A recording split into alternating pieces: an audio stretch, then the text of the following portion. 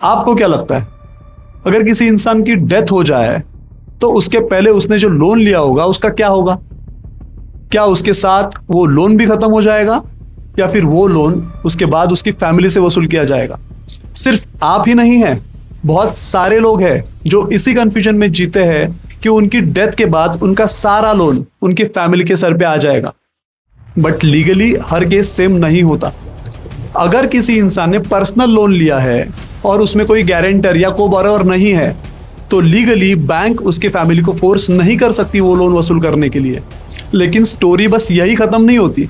अगर लोन किसी एसेट से लिंक्ड है, जैसे कि कार लोन या होम लोन, तो फिर बैंक उस एसेट को रिकवर करके उसे ऑक्शन करके अपना पैसा वसूल कर सकती है। लेकिन अगर उस इंसान ने लोन लेते समय लोन इंश्योरेंस किया है और अगर वो इंश्योरेंस आज भी एक्टिव है तो उसके बाद उसका सारा लोन इंश्योरेंस कंपनी चुकाती है और उसके बाद उसकी फैमिली को घर बेचने या खोने की नौबत नहीं आती।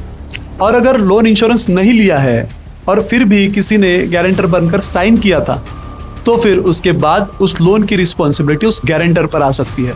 हाँ, लेकिन सिर्फ लोन ना चुकाने की वजह से उस इंसान के बाद उसकी फैमिली को कोई जेल में नहीं डाल सकता, पर फाइनेंशियल स्ट्रेस, लीगल नोटिसेस और रिकवरी प्रोसीडिंग्स जरूर हो सकती है।